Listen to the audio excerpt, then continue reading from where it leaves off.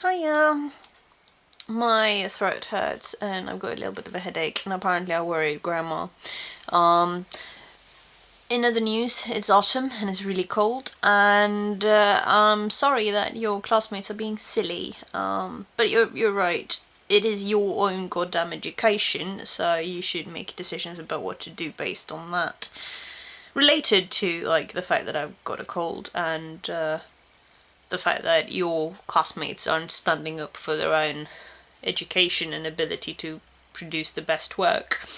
A little bit of a kerfluffle arose, or a debate arose in one of my friend circles about sharing notes. Now, personally, I don't mind letting people copy my notes or take photos of my notes. They're not actually getting the hard copy, because, like, I need that. And also, I'm not really giving them any work that wouldn't be done already, because honestly, my notes are barely legible to me and only comprehensible to me, who was there in the lecture about like 70% of the time. So someone who wasn't in the lecture is probably not going to get all that much out of my notes, unless they're actually spending a lot of time looking over the textbooks and the note examples, and using that, and like then using extra information from my notes to extrapolate further.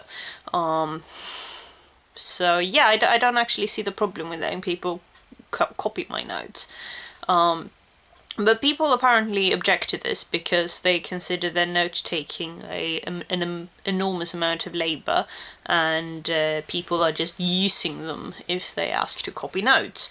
Which, I mean, I suppose can be fair. But honestly, the advantage of reading someone else's notes is pretty much negligible. It might add some extra detail every here and there, but it's not actually gonna help you in the way that making your own notes will. Which is different from when friends come up to you and are like, "Hi, so I can't make it to the lecture tomorrow, could you take notes for me?" At which point I would try to make the notes readable and, like, write in a tidy manner rather than what I usually do.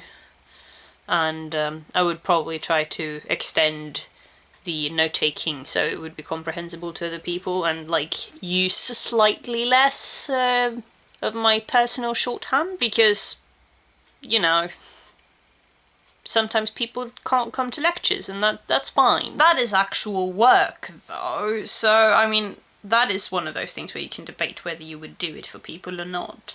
And clearly there are people out there who just don't show up and hope to coast around on the work other people do.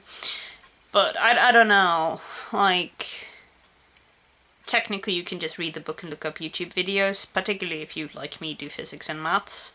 It's not a lot of interpersonal discussion and seminars where people need to read a lot of the literature to figure it out. But also, just because someone seems to be blowing off lectures for no reason at all doesn't mean that that is true. It might just mean that you, a stranger, or like semi-stranger, an acquaintance, aren't actually entitled to information about people's health. And even so, sometimes it feels a bit like if you did tell people the specific reasons why you suddenly can't make it to school for a bunch of days, then they would be all like, "Whoa, TMI, man."